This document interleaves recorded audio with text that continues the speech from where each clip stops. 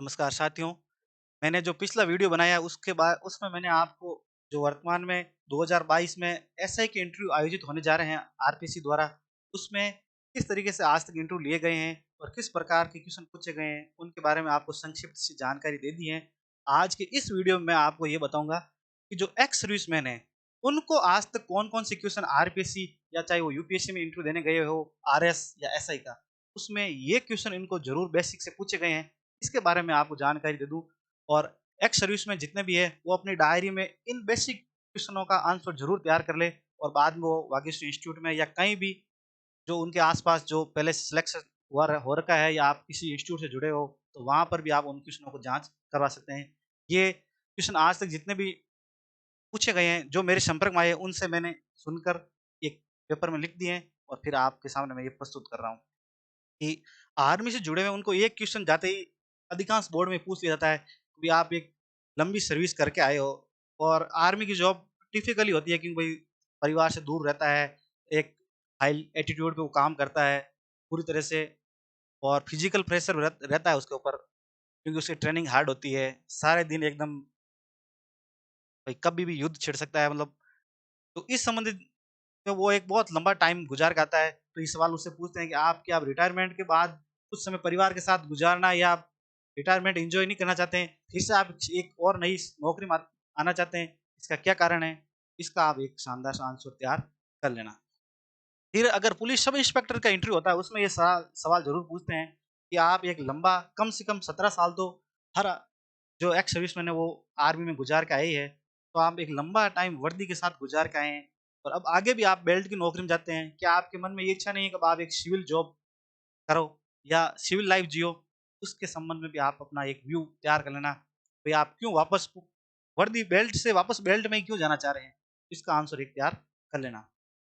फिर जो उनको अगला क्वेश्चन सबसे ज़्यादा पूछा जा रहा है कि आप लंबे समय तक एक भाई जो आर्मी की जो जॉब होती है वो एक यूनिट में एक दायरे में होती है और एक सीमित लोगों के साथ ही होती है। एक आइसोलेट फॉर्म में रहते हैं, हाई एल्टीट्यूड पे ग्लेशियर पे हैं, कहीं भी अरुणाचल प्रदेश में हैं या कहीं बाहर भेज दिया यूएन शांति मिशन में या अंडमान निकोबार भेज दिया। एक बहुत दूर परिवार से रहते हैं जहाँ बाहर के सिविल लोगों से ज़्यादा मेल जोल नहीं होता है। एक तरह की तो वो लाइफ आपने 17 साल मिनिमम वहाँ बिताया है और अब आप वापस आके एक पब्लिक जिसमें पुलिस का तो सारे दिन काम ही पब्लिक डील है, तो इसमें आप अपने आप को वापस कैसे सेट कर पाएँगे? इसमें संबंधित एक क्वेश्चन आप ज़रूर पूछा आपसे जाता है और आप इसका आंसर भी तैयार कर लेना। अगला क्वेश्चन है कि जो आर्मी वाला है उसको पॉलिटिकल प्रेशर और पॉलिटिकल के साथ कैसे डील किया जाता है पॉलिटिशियनों के साथ, इसका बिल्कुल अनुभव नहीं होता है। क्योंकि वो अपने एक डिसिप्लिन में लाइफ जिताया है।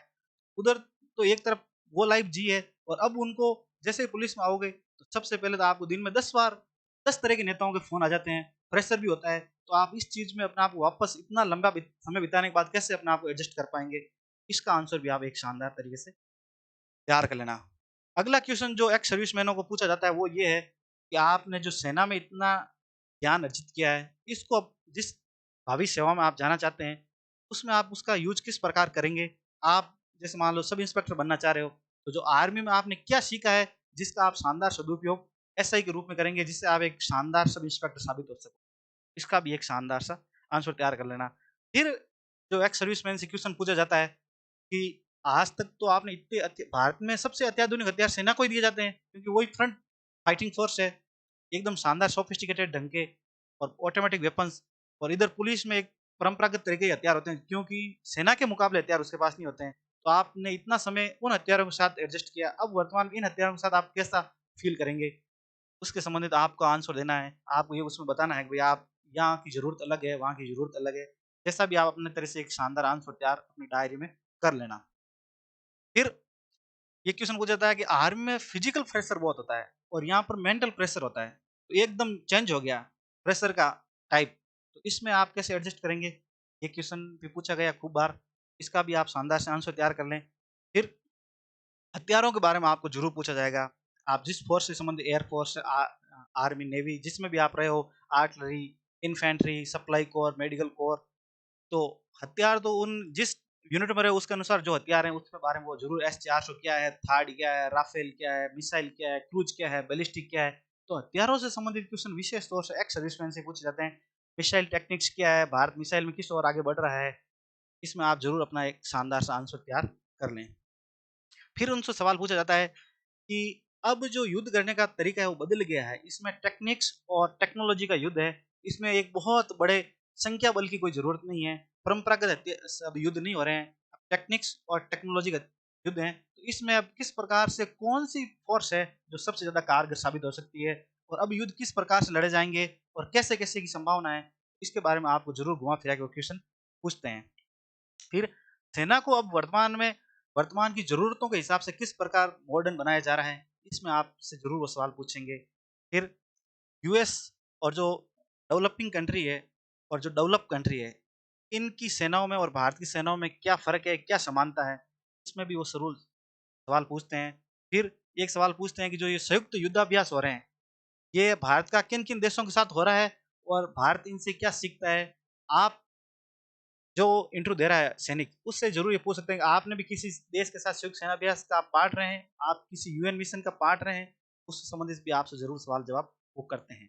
एक सवाल वो करते हैं कि एलएसी, एलओसी में क्या फ़र्क है? ये बहुत बेसिक सा क्वेश्चन है, इसको भी एक एक्स सर्विसमैन से वो रखते हैं भई आशा कि इसको आनी ही चाहिए।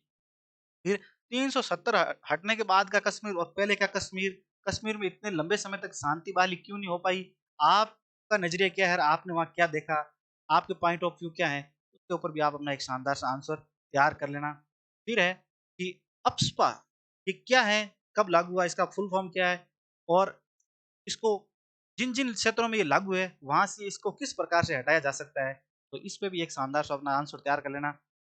फिर पिछले 7-8 सालों से नॉर्थ ईस्ट में बहुत बड़े स्तर पर चेंजेज़ आए हैं। क्या आपकी कभी नॉर्थ ईस्ट में तैनाती रही है? आपने उस समय का नॉर्थ ईस्ट और वर्तमान के नॉर्थ ईस्ट में क्या फ़र्क देखते हैं? और पिछले 7-8 सालों में इसमें क्या-क्या चेंजेज़ आए हैं? इसके बारे में भी आप अपना आंसर तैयार ज़रूर कर लेना। अगला क्वेश्चन उनसे पूछते हैं कि भारत के दोनों पड़ोसी देश चीन और पाकिस्तान भारत के लिए हमेशा खतरा बने हुए हैं। एक साथ जब युद्ध शुरू होगा, दोनों मोर्चों में भारत किस प्रकार लड़ पाएगा और भारत की स्थिति क्या रहेगी उसमें? इसका भी एक शानदार सा आंसर तैयार कर लेना। फिर नेवी वालों स मेरे खूब मित्र जिनसे ये सवाल ज़रूर पूछा गया है, जो नेवी है उसमें जो बेड़ा है, युद्धपोत, उसके ऊपर जो विमान फाइटर जेट है, वो किस प्रकार उतरता है? अरेस्टेड लैंडिंग कहते हैं, इसके ऊपर क्वेश्चन ज़रूर होता है, लगभग। इसके ऊपर भी आप जो नेवी से आए हैं, वो इसका आंसर तैयार ज़रूर कर लें। इसके अलावा जो अमेठी में गन फैक्ट्री बन रही है, इसका भी सवाल पूछा गया है, ये किस प्रकार का वेपन बनेगा? इसमें पहले जो वेपन बन रहे थे, इनसास किस प्रकार सफल नहीं हो पाई और अब जो बनेगा वो जो वे गन होगी वो उस AK-47 है, इस पे किस प्रकार से आधुनिक होगी, उसकी क्या क्षमता होगी? इसमें घुमा-फिरा के वो सवाल ज़रूर पूछ रहे हैं। भारत इतने ज़्यादा हथियार बाहर के देशों से खरीद रहा है, अभी तक भारत आत्मनिर्भर क्यों नहीं हो पाया है? और अब आत्मनिर्भर होने की दिशा में वो किस ओर बढ़ रहा है? इसका आंसर भी आप ज़रूर तैयार कर लेना। मेक इन इंडिया जो अपनी योजना है, वो इसको किस हद तक कारगर करेगी कि भारत हथियारों के मामले में आत्मनिर्भर हो जाए? और इतनी ज़रूरत भारत को क्यों पड़ रही है? इसमें घुमा-फिरा के वो अलग-अलग डायमेंशन से पूछते हैं और आपको भी इसके अलग-अलग डायमेंशन से आंसर तैयार करने हैं। फिर है कि जो एयरफ़ोर्स से आए हैं, उनसे ये सवाल होते हैं कि भारत में इतने ज़्यादा ये विमान हैं, जो जेट हैं, ये क्रैश होते हैं। हमेशा महीने 2 महीने से ये घटना आई जाती है और जब ये मिग इतने ज़्यादा गिर रहे हैं, तो इनको रोक क्यों नहीं दिया जाता है? भारत नए और क्यों नहीं खरीद पा रहा है? इसके ऊपर घुमा-फिरा के क्वेश्चन तैयार करते हैं और आप इसके आंसर तैयार ज़रूर कर लेना। फिर एक अंडमान निकोबार में भारत की एक कमांड है, एक इंटीग्रेटेड, वो कब बनी? तो वो किस प्रकार कार्य कर रही है? इससे संबंध में भी आप ज़रूर अपना आंसर तैयार कर लेना।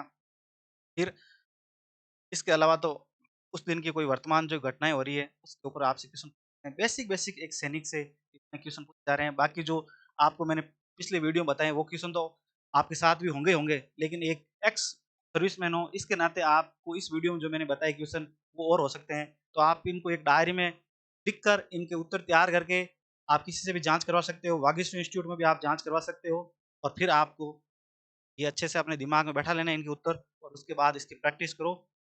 बिल्कुल आपका इंटरव्यू बहुत शानदार जाएगा। धन्यवाद।